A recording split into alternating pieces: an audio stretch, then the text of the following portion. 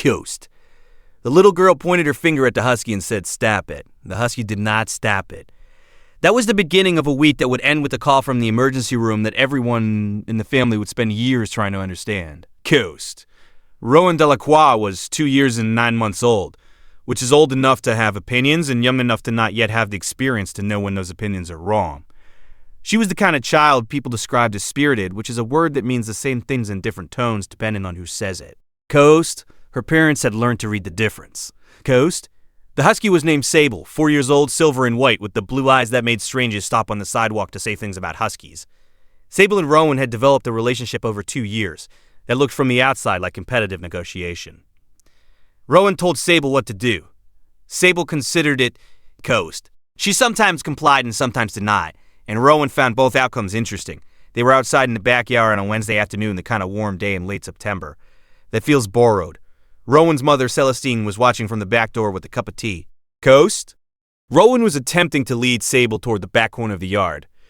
The corner where the old wooden garden shed sat at a slight lean, where the compost bin was, where Rowan had discovered a collection of interesting sticks the previous weekend. Sable refused to go. Coast. She planted her feet at a point approximately 8 feet from the shed and would not move. Rowan pointed her finger. She said, "Stop it, Sable." She pulled on the collar with both hands. Sable turned herself sideways across the path and sat. Coast? Celestine watched this from the door with the mild amusement of someone who had observed this dynamic many times. Rowan looked back at her mother with the expression of a child who expects enforcement. Celestine said, "She doesn't want to go there, baby. Let's go inside." Coast? Rowan disagreed with this resolution, as she disagreed with most resolutions that were not hers. But she came inside. Thursday it happened again. Rowan toward the back corner. Sable planted. No movement. The same silent negotiation with the same outcome. Celestine noted it and moved on. Coast. By Friday, Celestine's husband Thierry had observed the pattern twice and offered an explanation. Sable had probably found something there, an animal, a scent, something she was protecting, not a threat. A discovery. Dogs did this. Coast. If you stay for stories about what animals sense before we do, you are in the right place. Subscribe so you don't miss the next one. Coast. Saturday morning, Rowan went out before either parent had come downstairs. She was that kind of child, self-launching, purposeful, already in her outdoor shoes. The back door was the kind of door that didn't latch properly when it was warm, which was a problem they had been meaning to address for 2 summers. Coast. She made it to the shed. Celestine heard her from upstairs. Not a cry of pain immediately, first a pause, then a sound she would later say she had no word for. Higher than a scream, shorter, a single sharp note that ended and then resumed. She was at the back door before she was fully awake. Coast. Rowan was running toward the house. Sable was between her and the shed, facing it, not moving. Celestine reached Rowan in the yard and saw it, her right forearm 3 raised welts already forming. Her neck a 4th sight. Her left cheek a red mark just beginning to swell. Coast. 4 stings.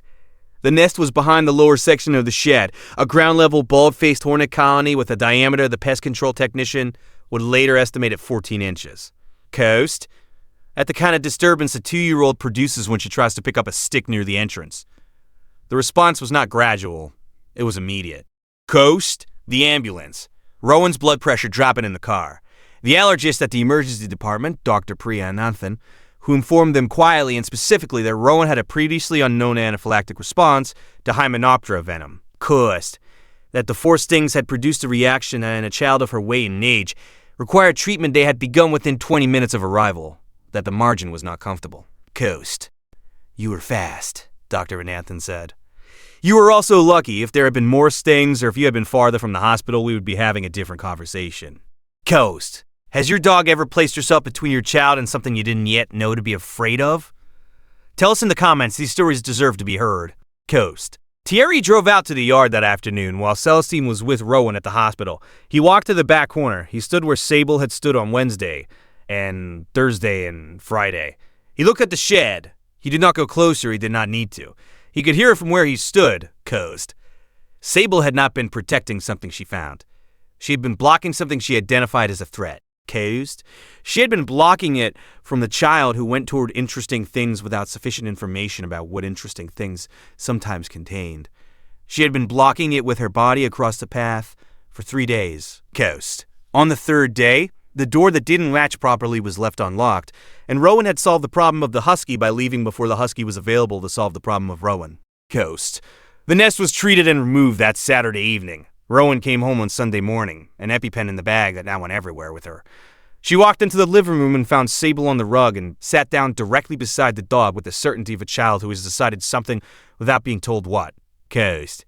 She didn't point, she didn't scold, she leaned against the dog's side and stayed there. Every guardian deserves to be recognized, even the ones who never ask for anything in return.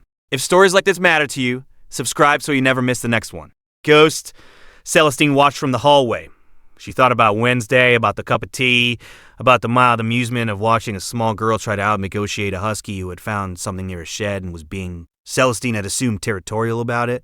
Sable had not been territorial. She had been right. Coast. That is not a comfort without weight. Celestine has carried the weight of it for 2 years. The shed has been replaced. The door latch was fixed the following spring. Sable sleeps at the foot of Rowan's bed.